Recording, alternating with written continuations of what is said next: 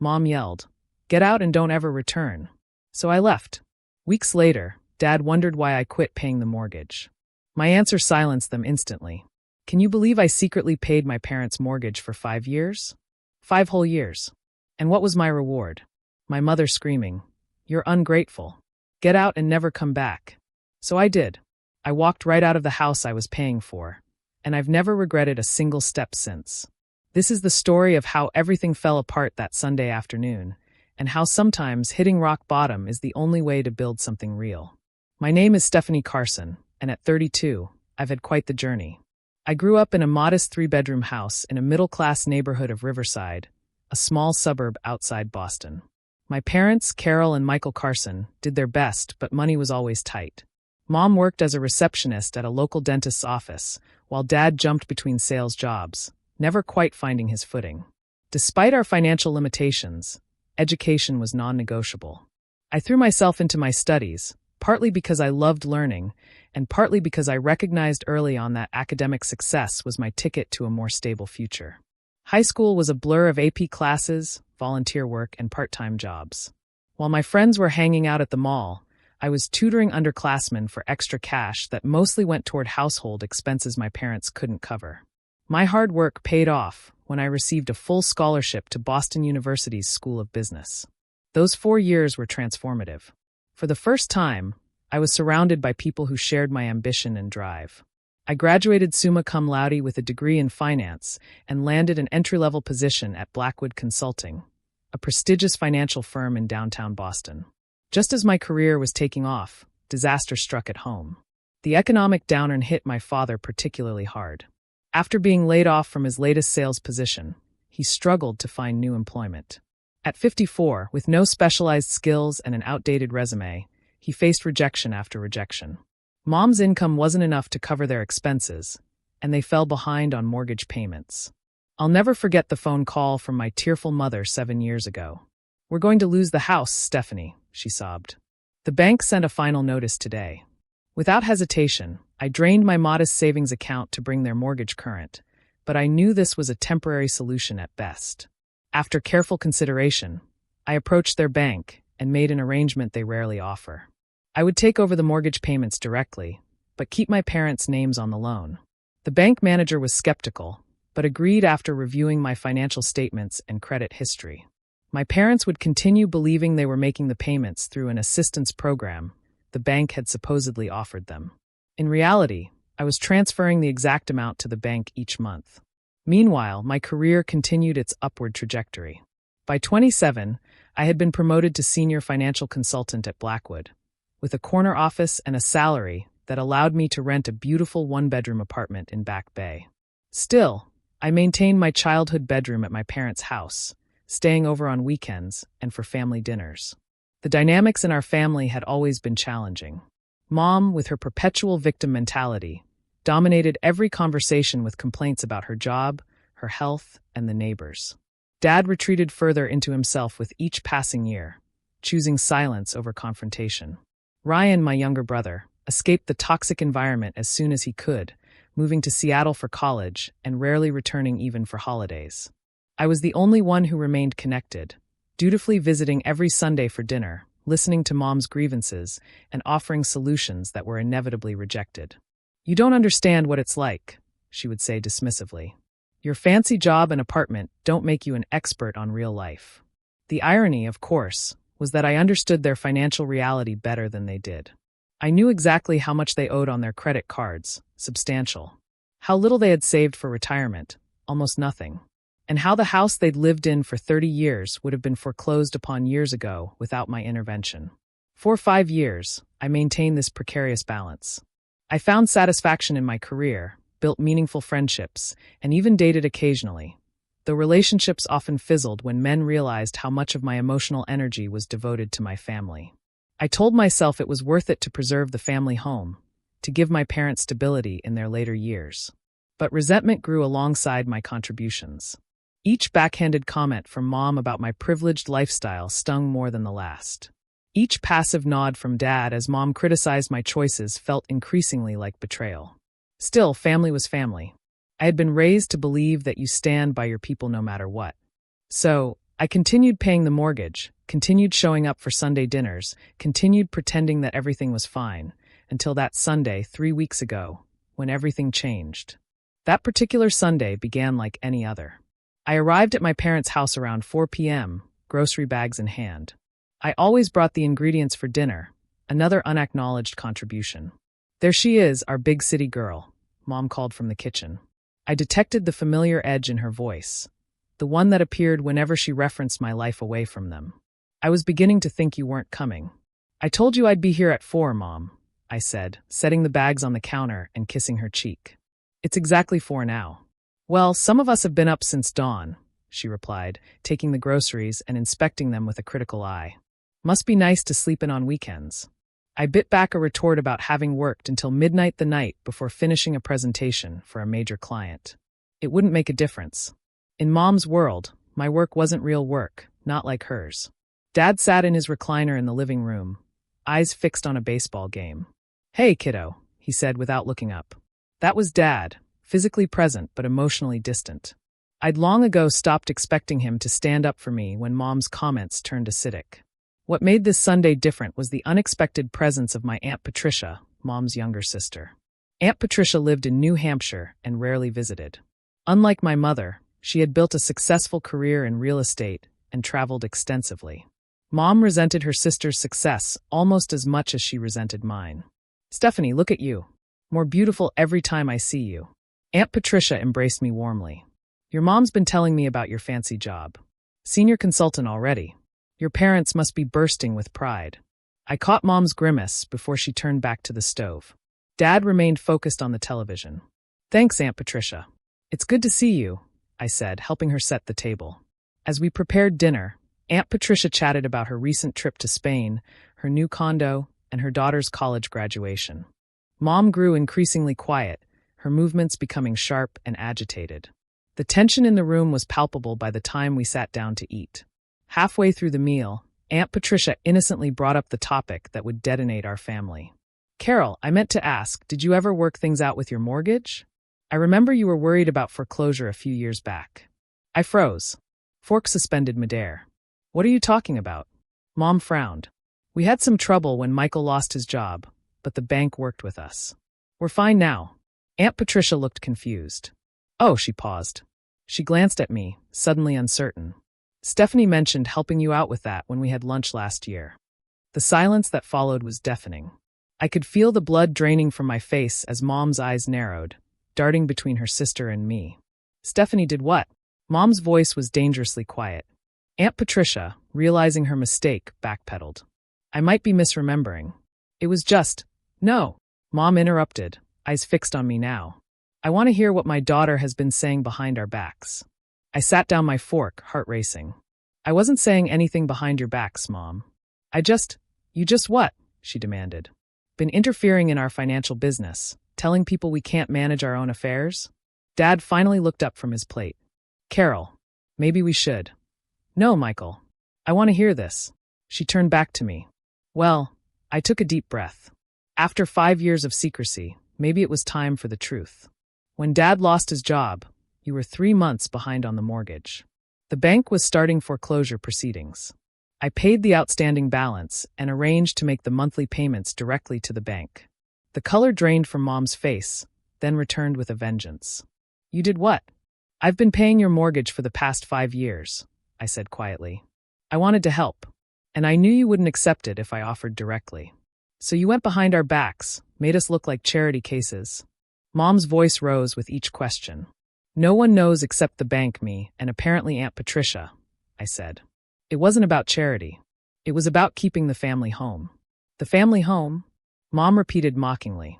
You mean the home you think you own now? Is that why you're always offering suggestions about repairs and renovations? Because you think this is your house. Carol, Dad interjected. Stephanie was just trying to help. Help. Mom laughed bitterly. This isn't help. This is control. This is her thinking she's better than us. That we can't take care of ourselves. That's not true. I protested. I never thought. I know exactly what you thought. Mom cut me off. Poor Mom and Dad. So incompetent they need their successful daughter to rescue them. Did it make you feel important, Stephanie?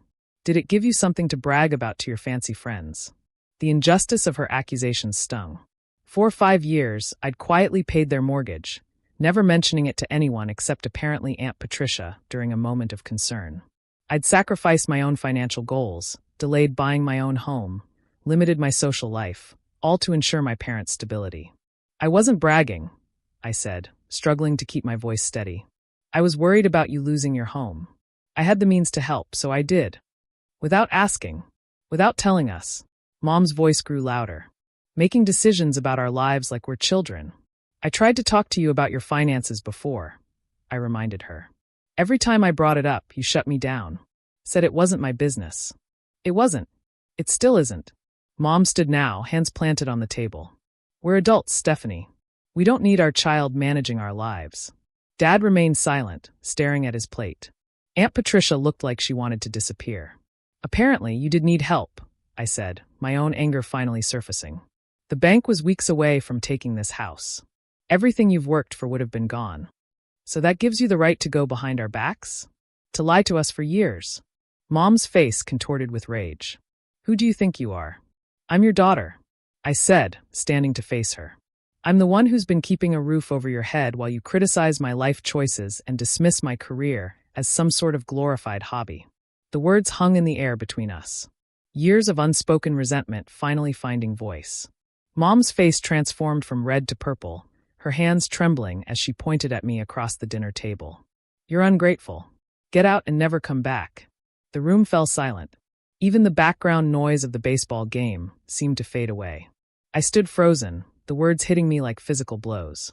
Despite the tension that had always existed between us, despite the criticism and passive aggression, she had never explicitly kicked me out before. Carol, Dad began weakly. But Mom wasn't finished. All these years we've supported you, encouraged you, given you everything, and this is how you repay us. By going behind our backs, by making us look like charity cases.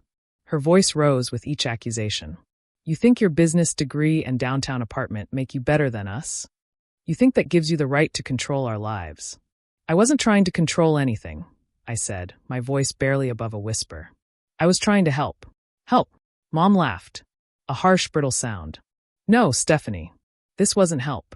This was you playing savior. This was you needing to feel superior. That's not fair. I protested, tears welling in my eyes. Fair. You want to talk about fair? Mom's voice grew even louder. Is it fair that you've been lying to us for years? Is it fair that you've been discussing our private business with Patricia? She gestured wildly toward my aunt, who seemed to shrink in her chair.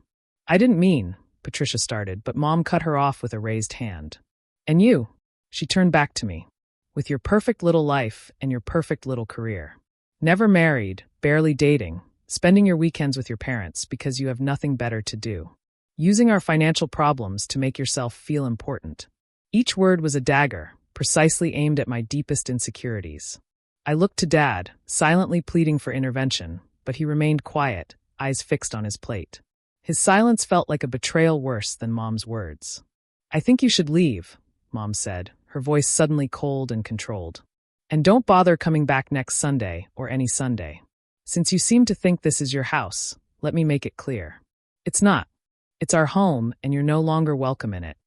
The finality in her tone made my stomach drop. I stood there, tears now flowing freely down my cheeks, unable to form a response. Carol, that's enough, Dad finally said, but it was too little, too late. Fine, I whispered, grabbing my purse from the back of my chair. If that's what you want, I'll go.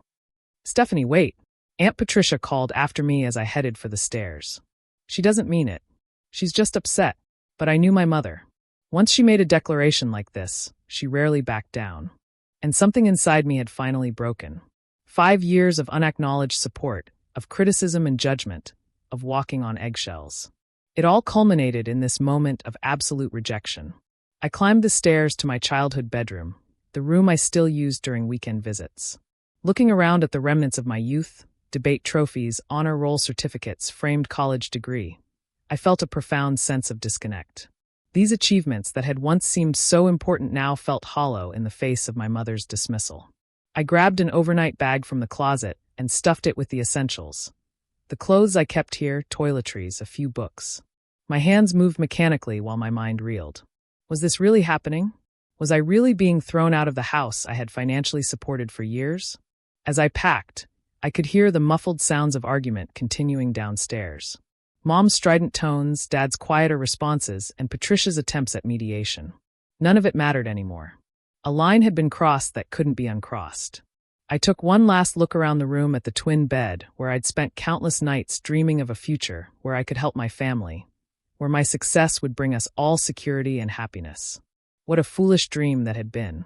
With my bag slung over my shoulder, I descended the stairs. The argument in the dining room fell silent as I appeared. "Stephanie," Dad started, rising from his chair, but I shook my head. "Don't," I said, my voice surprisingly steady. "Just don't. I've heard enough." "You're really leaving?" Just like that. Mom's tone suggested she hadn't expected me to actually go, despite her explicit demand. "Isn't that what you want?"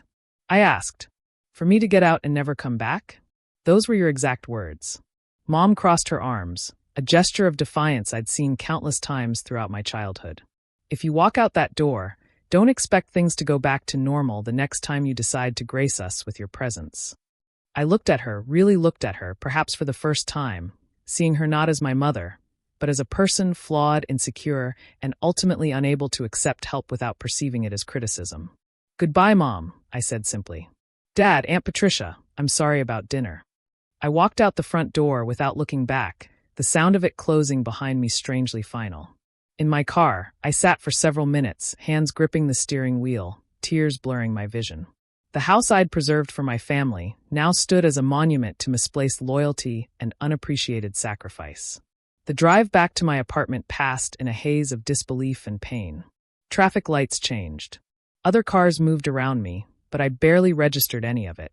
By the time I pulled into my building's parking garage, my shock had begun to give way to a different emotion, resolve. In my apartment, I dropped my bag in the entryway and went straight to my home office. Opening my laptop, I navigated to my bank's website and found the automatic transfer I'd set up 5 years ago.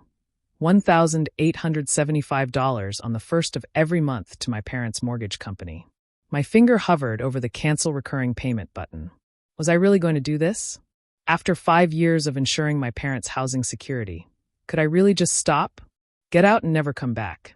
Mom's words echoed in my mind. I clicked the button. A confirmation window appeared. "Are you sure you want to cancel this recurring payment?" I clicked yes. Just like that, it was done. After 5 years and over $110,000 in payments, I had severed the financial tie that bound me to my parents' home. The relief I expected didn't come. Instead, a profound emptiness settled in my chest as I closed the laptop. That night, I removed myself from the family group chat, unfriended both parents on social media, and turned off my phone. Whatever came next, I needed space to process the seismic shift in my family dynamic. As I finally fell into a restless sleep, one thought provided a small measure of comfort. For the first time in my adult life, I was completely untethered from my parents' financial problems. Whatever happened to them now was not my responsibility. The freedom felt both terrifying and exhilarating. The first week after the confrontation passed in a blur of emotional extremes. During the day, I threw myself into work with an intensity that surprised even my most ambitious colleagues. Nights were different. Alone in my apartment, doubts crept in. Had I overreacted? Should I have tried harder to explain? Was cutting off the mortgage payments too drastic? My phone remained off for the first 3 days. When I finally powered it back on, there were no messages from either parent. The silence hurt more than I expected. Despite everything, some childish part of me had hoped they would reach out, apologize, acknowledge their mistake. On day 4, my best friend Kimberly staged what she called an intervention at my apartment, arriving unannounced with takeout and wine. "You look terrible," she announced as I opened the door. "Thanks. Come right in," I replied dryly, stepping aside to let her pass. Kimberly was one of the few people who knew about my financial support of my parents. She'd been advising me to stop for years, calling it a toxic arrangement that enabled my mother's emotional manipulation. "So, you finally did it," she said, unpacking containers of Thai food on my kitchen counter. "You finally stood up to Carol the Terrible." Despite everything, I felt a flare of defensiveness. "Don't call her that." Kimberly raised an eyebrow. "The woman kicks you out of the house you've been paying for, and you're still defending her?" "She's still my mother," I said quietly. And that's exactly the problem. Kimberly handed me a glass of wine. Your mother knows exactly how to push your buttons because she installed them. You need perspective, Steph. What would you tell a client who was in your situation? She had a point. As a financial consultant, I'd advised numerous clients to disentangle their finances from family members who took advantage. Why had I been unable to follow my own professional advice? That night, after Kimberly left, I did something I'd been avoiding. I called my brother, Ryan, in Seattle. About time, he said when I told him what had happened. I've been telling you for years that they're emotional vampires, especially Mom. They're not that bad, I said automatically. Stephanie, she threw you out of the house you've been paying for because you had the audacity to help them. In what universe is that not that bad? When he put it that way, it was hard to argue. We talked for over an hour, the longest conversation we'd had in years. Ryan had distanced himself from our parents long ago, limiting contact to brief calls on holidays and birthdays. He'd recognized the toxicity of our family dynamic and chosen self-preservation. I'd chosen sacrifice. Now, we were comparing notes on how those choices had shaped our lives. You should come visit, he suggested before we hung up. Seattle's beautiful in the summer. Get some distance. Clear your head. I promised to think about it, I said, feeling lighter after our conversation. Ryan understood in a way no one else could. He'd grown up in the same household with the same dynamics. His validation meant more than I expected. The 2-week mark arrived. The day when the first mortgage payment would have been due since I canceled the automatic transfer. I found myself checking my phone more frequently, half expecting frantic calls from my parents. Nothing came. On day 16, the first text from Dad appeared. How's work going? Mom made pot roast yesterday. The casual tone, as if nothing had happened, was so typical of my father that I almost laughed. His lifelong strategy of ignoring conflict was on full display. I didn't respond. 3 days later, another text. Having trouble with the online banking. Can you help again? I didn't respond.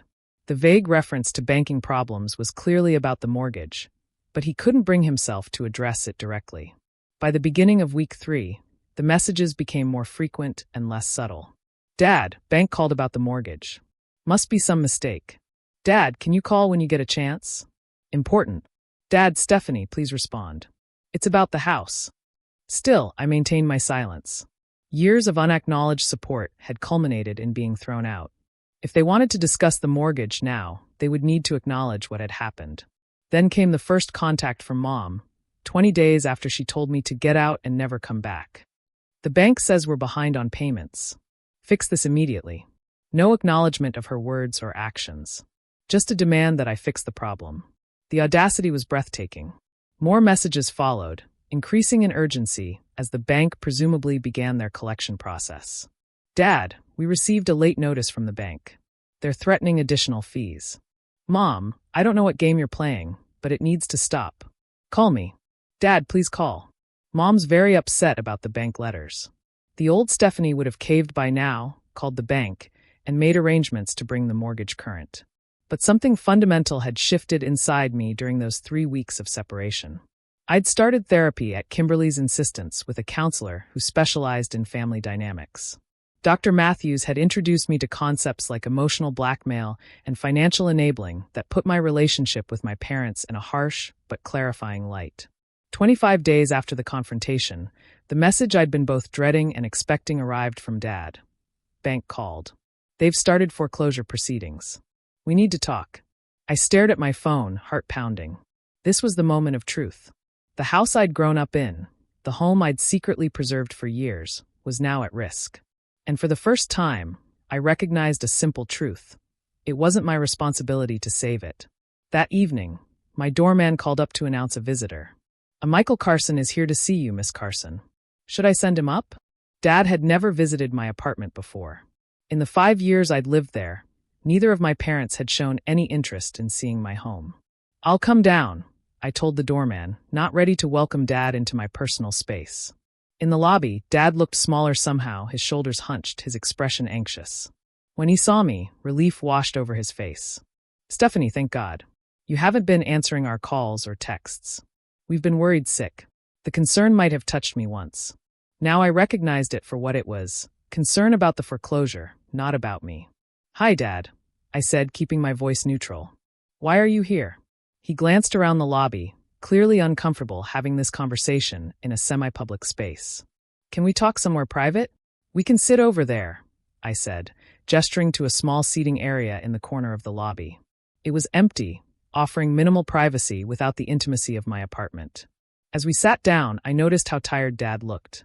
The past 3 weeks had clearly taken a toll on him. For a moment, guilt tugged at my heart, but I pushed it away. I hadn't created this situation. I had simply stopped enabling it. Stephanie, he began, his voice low and urgent. Why did you stop paying the mortgage? The directness of Dad's question caught me off guard. After years of avoiding difficult conversations, years of dancing around the truth, he had finally asked something straightforward. It was almost refreshing. Why do you think, Dad? I asked, maintaining eye contact. He shifted uncomfortably in his seat. Is this about what your mother said? You know how she gets. She didn't mean it. Which part didn't she mean? The part where she called me ungrateful, or the part where she told me to get out and never come back? Dad winced. She was upset. You know how she is when she feels attacked. I wasn't attacking her, I said, keeping my voice calm and measured despite the emotions churning inside me. I was explaining that I've been paying your mortgage for 5 years. That's not an attack, it's a fact. But stopping the payments without warning. He trailed off, running a hand through his thinning hair. The bank says they're starting foreclosure proceedings. We can't afford the payments on our own, Stephanie. You know that. And there it was, the admission I'd been waiting for. They had known all along that they couldn't afford their house. They had been relying on my secret support, even while criticizing my life choices and dismissing my achievements. I'm aware, I said. I've been aware for 5 years. That's why I started making the payments in the first place. Then why stop now? There was genuine confusion in his voice, as if he couldn't comprehend why his daughter would suddenly refuse to continue supporting them after being thrown out of their house. Mom told me to get out and never come back, I said simply. I'm respecting her wishes. She didn't mean. Yes, she did, I interrupted, suddenly tired of excuses. In that moment, she absolutely meant it. And not once in the 3 weeks since has she called to apologize or even acknowledge what happened. Not once has she thanked me for the 5 years of support I've provided. Instead, she sent a text demanding that I fix the mortgage problem, as if it's my responsibility to maintain a house I'm no longer welcome in. Dad fell silent, his eyes dropping to his hands. For the first time, I wondered if he was actually hearing me. Dad, do you realize what you're asking? You want me to continue paying for a house that I've been explicitly told I'm not welcome in? How does that make sense? She was just angry, he mumbled. But the defense sounded weak even to him. And I'm hurt, I countered. I've spent years supporting you both emotionally and financially. I've endured Mom's criticism, her backhanded comments about my career and life choices. I've watched you sit silently by while she belittled me. And when the truth finally came out about the mortgage, instead of gratitude, I got accusations and rejection. He looked up, and I saw something unexpected in his eyes, shame. We've relied on you too much, he admitted quietly. It wasn't fair. The simple acknowledgement after years of silence and avoidance hit me harder than I expected.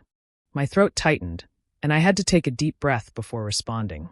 No, it wasn't, I agreed. It wasn't fair to expect me to subsidize your lifestyle while treating me like I was somehow less worthy of respect because of my success. I never thought. That's just it, Dad. I cut in gently. You never thought about it at all. You accepted the arrangement because it was convenient. You let Mom dictate the emotional tone of our family because confronting her was too difficult. You've been a passive observer in your own life, and you've allowed her to treat me terribly because standing up to her would disrupt your comfort. The harsh truth hung between us. Dad's shoulders slumped further, and for a moment, I thought he might cry. When he spoke again, his voice was barely audible. You're right. I've failed you, Stephanie. As a father, I should have protected you, supported you. Instead, I let your mother's insecurities and jealousy dictate how we treated you. He looked up, meeting my eyes directly. I'm sorry. Truly sorry. In all my years, I could count on one hand the number of times I'd heard my father apologize for anything. The sincerity in his voice was unmistakable. And despite everything, I felt a small crack in the wall I'd built around my heart. I appreciate that, I said carefully. But an apology from you isn't enough. Mom needs to acknowledge what happened and take responsibility for her words and actions. Dad nodded slowly. She's struggling, Stephanie.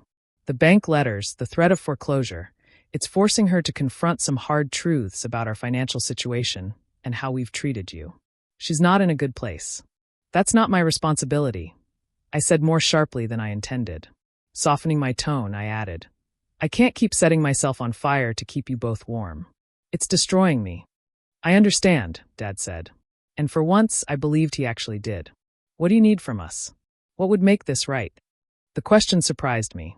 In all our years of family dysfunction, no one had ever asked what I needed. I took a moment to consider my answer carefully. I need Mom to apologize. Genuinely apologize. Not just because she wants the mortgage payments to resume. I need acknowledgement of the support I've provided and the way I've been treated. And most importantly, I need to establish clear boundaries moving forward.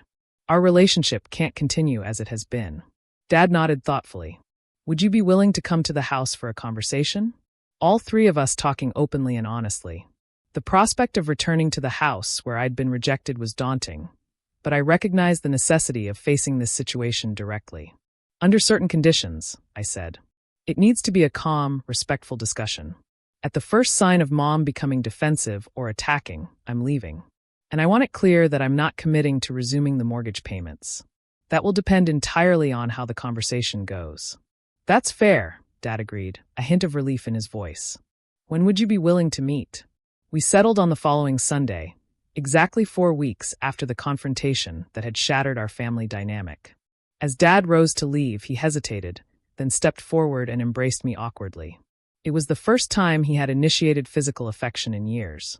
I'm proud of you, Stephanie, he whispered. I should have told you that a long time ago. After Dad left, I remained in the lobby seating area, processing what had just happened. The conversation had gone nothing like I expected. Instead of manipulation and guilt-tripping, Dad had actually listened. He had acknowledged his role in our dysfunctional family system. It wasn't everything, but it was a start. Back in my apartment, I called my therapist for an emergency session to prepare for the upcoming family meeting. Dr. Matthews helped me develop strategies for maintaining boundaries, recognizing manipulation tactics, and expressing my needs clearly without being derailed by emotional responses. Remember, she advised as our session ended, you're not responsible for their reactions or emotions. You can only control your own behavior. Stay grounded in your truth. I spent the days leading up to Sunday's meeting alternating between determination and anxiety. Kimberly offered to be on call during the meeting, ready to provide an escape or support if needed. Ryan called daily from Seattle, coaching me through potential scenarios and reminding me that I had the right to walk away if things turned toxic. When Sunday arrived, I drove to my parents' house with a strange sense of detachment. This building that had once been home now felt foreign, a site of pain rather than comfort. As I parked in the driveway, I took several deep breaths, centering myself in the way Dr. Matthews had taught me. You've got this, I whispered to myself as I approached the front door. Whatever happens, you're going to be okay. I rang the doorbell rather than using my key, a small act that symbolized my new status as a visitor rather than a member of the household. Dad opened the door immediately, as if he'd been waiting nearby. Stephanie, he said with evident relief.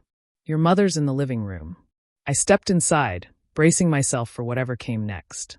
The familiar scent of the house, a mixture of Mom's floral perfume and the lemon polish Dad used on the furniture, brought a wave of nostalgia that I quickly suppressed. This wasn't about the past. It was about defining the future. Mom sat rigidly on the couch, her face a careful mask. Dad took a seat beside her, leaving me the armchair across from them. The coffee table between us felt like a demilitarized zone. Thank you for coming, Dad began, clearly having rehearsed this opening. We appreciate you being willing to talk. I nodded but didn't speak, waiting to see how Mom would respond. For several uncomfortable seconds, silence filled the room. Finally, she cleared her throat. The bank called again yesterday. They said they're moving forward with foreclosure proceedings. Not an apology, not an acknowledgement, just another statement about the mortgage. I felt disappointment settle in my stomach. Is that all you have to say to me? I asked quietly. Mom's eyes flashed with a familiar defensiveness, but Dad placed a hand on her arm, a silent reminder of whatever conversation they'd had before my arrival. Mom faltered, then tried again. I may have overreacted that day. May have. I echoed. Dad gave her an encouraging nod. I did overreact, she amended, the words clearly difficult for her. I shouldn't have told you to leave. It was a start, however small. Why did you? I asked, maintaining eye contact. Mom shifted uncomfortably. I was embarrassed. Humiliated. Finding out that you'd been paying our mortgage for years, that we couldn't manage on our own, and in front of Patricia of all people. The mention of Aunt Patricia's name revealed more than Mom probably intended. This wasn't just about the mortgage. It was about appearance, about pride, about her ongoing competition with her more successful sister. So your pride was more important than acknowledging the help I've provided for 5 years? I kept my tone neutral, not accusatory. It wasn't like that, Mom protested. But Dad interjected. Yes, it was Carol. That's exactly what it was like. Our pride, our unwillingness to admit we needed help, led us to take advantage of Stephanie's generosity while never properly acknowledging or thanking her. Mom's lips thinned into a line, but she didn't contradict him. Progress of a sort. I decided it was time to lay everything on the table. Reaching into my bag, I withdrew a folder containing printouts of every mortgage payment I'd made over the past 5 years. I placed it on the coffee table and slid it toward them. This is what I've contributed, I said simply. $112,500 over 5 years. Every payment made on time, without fanfare or acknowledgement. All while enduring criticism about my career, my lifestyle, and my choices. Mom stared at the folder but didn't open it. Dad reached for it with trembling hands, flipping through the pages with growing dismay. I had no idea it was this much, he murmured. That's because neither of you ever asked, I pointed out. You accepted the help without question, without gratitude, and ultimately with resentment rather than appreciation. Mom's eyes remained fixed on the folder, her expression unreadable. When she finally spoke, her voice was barely audible. I don't know what to say. Thank you would be a start, I suggested, followed by a genuine apology for the things you said when you threw me out of this house. She flinched at my directness, but finally raised her eyes to meet mine. Thank you, she said, the words sounding strange coming from her. And I'm sorry for what I said. I didn't mean it. It wasn't perfect. There was still a defensive quality to her tone, but it was more than I'd ever received from her before. I nodded my acknowledgement, waiting to see if she would elaborate. I was jealous, she admitted after another long pause, surprising me with her candor. Watching you succeed, build your career, afford things we never could, it made me feel like a failure. Like everything your father and I worked for wasn't good enough. I never thought that, I said softly. I know. That was my issue, not yours. Mom's hands twisted in her lap. And then finding out you've been paying the mortgage, it felt like charity, like pity. It was easier to be angry than grateful. The raw honesty of her words struck me. This was the most genuine conversation we'd ever had about our relationship. Where do we go from here? Dad asked, looking between Mom and me. I took a deep breath. This was the moment to establish the new terms of our relationship, to set the boundaries I'd needed for years. First, we need to be clear about the house, I said. I'm not resuming the mortgage payments. Mom's face fell, but she nodded stiffly. Instead, I continued, I'm willing to help you develop a plan for financial independence. That might mean downsizing to a home you can actually afford, creating a realistic budget, or exploring other options for your retirement years. But whatever happens, it needs to be sustainable without my ongoing financial support. Dad nodded thoughtfully. That's more than fair. Second, our relationship needs to change, I said firmly. No more criticism of my career or lifestyle. No more passive-aggressive comments. No more expectations that I'll drop everything when you need something. I'm your daughter, not your personal bank or emotional punching bag. Mom flinched at my words, but didn't argue. And finally, I concluded, I need time and space to heal. This breach of trust, being thrown out of the family home, it's going to take time for me to process and move past it. I'm not cutting you off, but I am establishing boundaries. Sunday dinners will be occasional, not weekly. Phone calls will be when I have the emotional energy, not on demand. And any further financial support will be discussed openly and acknowledged appropriately. A heavy silence fell as my parents absorbed these conditions. Part of me expected resistance, particularly from Mom. Instead, she surprised me again. You've become quite the strong woman, she said, a strange note of wonder in her voice. I don't know that I would have had the courage to do what you're doing. Coming from my mother, this was as close to approval as I'd ever received. We'll respect your boundaries, Dad promised. and we'll work with you on the financial plan. It's past time we took responsibility for our own situation. As I drove away from the house an hour later, having discussed initial steps for their financial planning, I felt lighter than I had in years. The road ahead wouldn't be easy. Decades of dysfunctional patterns couldn't be erased in a single conversation. But for the first time, I saw the possibility of a healthier relationship with my parents, and more importantly, I had finally found my voice and the courage to use it. The weeks following our family meeting marked the beginning of a tentative new chapter in our relationship. True to my word, I helped my parents explore their financial options without resuming the mortgage payments. The process was revealing and occasionally painful for all of us. "What do you mean we need to sell the house?" Mom asked during our first financial planning session at their kitchen table. "This is our home. We've lived here for 30 years. The numbers don't lie," I explained gently, pointing to the spreadsheet I'd created. "Your combined income simply isn't enough to cover the mortgage, property taxes, and maintenance costs, let alone your other expenses and saving for retirement." Dad, to his credit, had been studying the figures intently. "She's right, Carol. We're underwater here. We have been for years." Mom's lips pressed into a thin line, but she didn't argue further. The bank's foreclosure notices, arriving with increasing frequency, provided a sobering reality check that even she couldn't ignore. I helped them research smaller homes and condos in more affordable neighborhoods. Initially, Mom resisted every option I presented.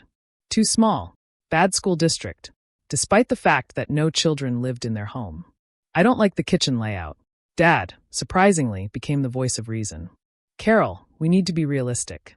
We can't afford to be picky." His newfound assertiveness surprised both Mom and me. It was as if our confrontation had awakened something in him. A willingness to engage rather than retreat, to face problems head-on rather than avoiding them.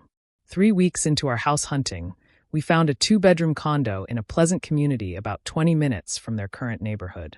The price was within their budget, especially after selling their current home, and the reduced space meant lower utility bills and maintenance costs. "I could see us here," Dad said as we toured the unit. "It's bright, modern, and the association takes care of the exterior maintenance." Mom wandered through the rooms, her expression unreadable. Finally, she stopped in the living room, looking out through sliding glass doors to a small patio. "It's not our house," she said quietly. "No," I agreed.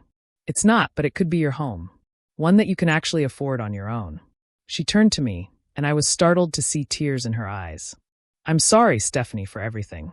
For taking your help for granted, for not appreciating what you did for us, for the things I said." The apology, unexpected and seemingly sincere, caught me off guard. Mom had never been one to admit fault or express remorse. I approached her cautiously and, after a moment's hesitation, took her hand. "Thank you for saying that," I said. "It means a lot." She nodded quickly, wiping away her tears. "This place will do," she announced, her practical tone returning. "If your father likes it, we'll make an offer." That evening, we sat together at their kitchen table, soon to be their former kitchen table, and I helped them compose an offer letter for the condo. As we worked, I noticed a new dynamic emerging between my parents. Dad was more vocal, offering opinions and making decisions rather than deferring to Mom as he had for decades. Mom, surprisingly, was listening to him, actually considering his input rather than dismissively overruling him. "You two seem different," I observed as we finished the paperwork. Dad glanced at Mom, a small smile playing at his lips. "Let's just say we've had some long overdue conversations." "After you left that day," Mom added, not meeting my eyes, "your father finally stood up to me, told me exactly what he thought about how I'd treated you all these years." "It wasn't pretty," Dad admitted, "but it was necessary." The revelation that Dad had defended me, had actually confronted Mom about her behavior, was both shocking and deeply moving. All those years of silence, of passive acceptance, perhaps he had been paying more attention than I'd realized. Their offer on the condo was accepted, and we entered the whirlwind process of preparing their house for sale. Decades of accumulated possessions had to be sorted, sold, donated, or discarded. It was physically exhausting, but emotionally clarifying for all of us. "Do we really need 5 sets of dishes?" I asked Mom as we tackled the kitchen cabinets. She held a chipped plate from a set I remembered from early childhood. "This was my mother's," she said softly. "But no, we don't need 5 sets." By the time we finished, they had downsized their possessions by more than half. The house, cleared of clutter and freshly painted, sold within 2 weeks for enough to pay off the remaining mortgage and provide a comfortable cushion for their new life. Moving day was bittersweet. As the last boxes were loaded onto the truck, I found Mom standing in the empty living room, looking around with a mixture of sadness and resignation. 30 years, she murmured as I approached. We brought you and Ryan home to this house. You took your first steps right there. She pointed to a spot near the fireplace. It's just a house, Mom, I said gently. The memories come with us. She nodded, blinking rapidly. You're right. And this new place, it's a fresh start for all of us. The day they moved into the condo, I helped them unpack and arrange their remaining furniture. The smaller space actually suited their reduced possessions perfectly, creating a cozy, manageable environment. By evening, we had the essentials unpacked, and I ordered takeout for the 3 of us. As we sat at their new dining table, eating Chinese food from containers, Dad raised his water glass in a toast. To new beginnings, he said. And to our daughter, who had the courage to force us to face reality. Mom raised her glass as well. To Stephanie, she echoed, meeting my eyes with genuine warmth. Thank you. It wasn't a perfect resolution. Decades of dysfunctional patterns couldn't be erased in a few weeks. But it was a start, a foundation for a healthier relationship built on honesty, respect, and appropriate boundaries. As I prepared to leave that evening, Mom hesitated, then hugged me. Not the perfunctory embrace she'd offered in the past, but a real hug, tight and lingering. We're going to be okay, she whispered. All of us. For the first time in years, I believed her. 6 months have passed since that tumultuous Sunday dinner that changed everything. Looking back, it's hard to believe how much has shifted in such a relatively short time. The journey hasn't been easy or linear, but the transformation in my relationship with my parents has been profound. Mom and Dad have settled into their condo, creating a comfortable home that genuinely reflects their current life stage. The financial plan we developed together has given them stability and independence for the first time in years. They live within their means now, no longer relying on my secret support to maintain an unsustainable lifestyle. Dad has taken charge of their finances, meticulously tracking expenses and planning for their retirement. He's found purpose in this role, often calling me to proudly report how they've stayed under budget for the month or managed to add to their modest savings. The passive man who once avoided conflict at all costs has been replaced by someone who actively engages with life's challenges. Mom's transformation has been more nuanced, but equally significant. She still struggles with expressing gratitude or admitting fault, but she's making visible efforts to change patterns established over a lifetime. The criticism and backhanded comments that once characterized our interactions have largely disappeared. In their place is a tentative appreciation for who I am, not who she wishes I would be. Last month, she surprised me by asking thoughtful questions about my latest project at work, actually listening to my responses without dismissive comments about my fancy job. It was a small moment, but it represented enormous progress. Our relationship has found a new rhythm. We speak on the phone once a week rather than my previous daily calls, fielding complaints and crises.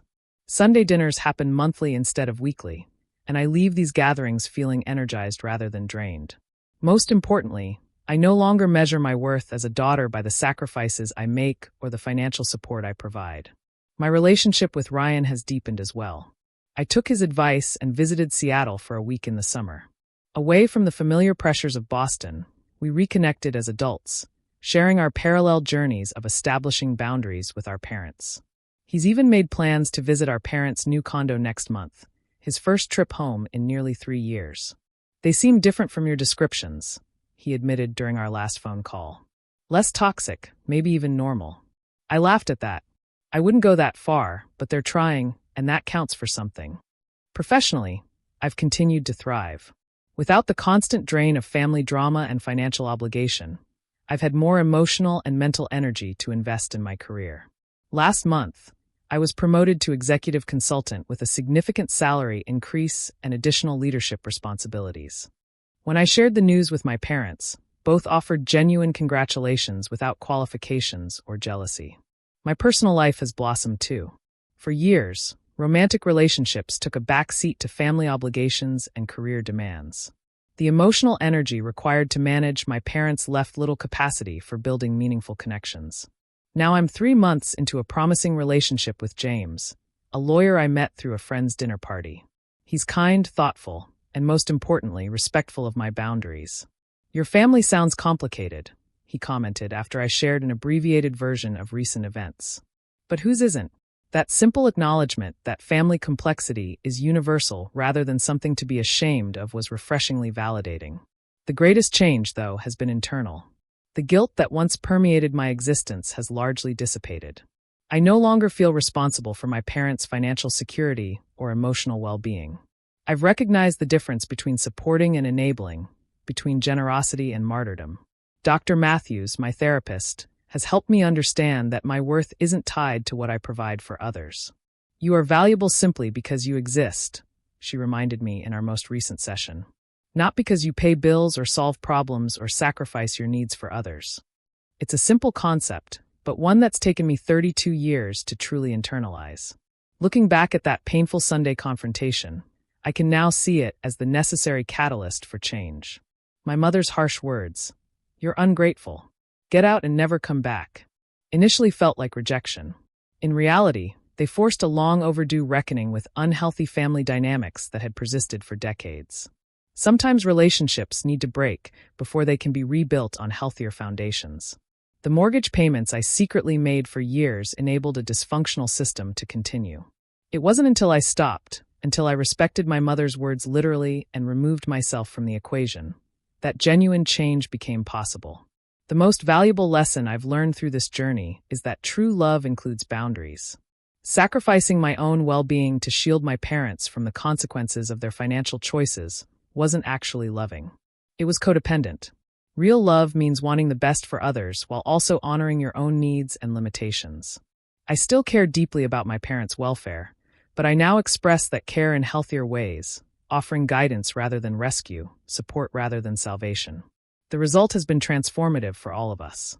They've developed resilience and self-sufficiency they never knew they possessed, while I've discovered freedom from the crushing weight of inappropriate responsibility.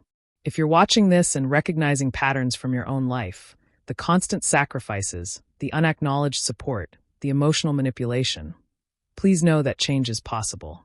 Setting boundaries isn't selfish. It's necessary for healthy relationships. You deserve appreciation for your contributions. You deserve respect for your choices. Most importantly, you deserve relationships that energize rather than deplete you. Have you ever had to set difficult boundaries with family members? How did it change your relationship? Share your experiences in the comments below. Your stories might help someone else who's walking this difficult path. Remember, honoring your truth isn't selfish. Sometimes it's the most important thing you can do for yourself and for those you love.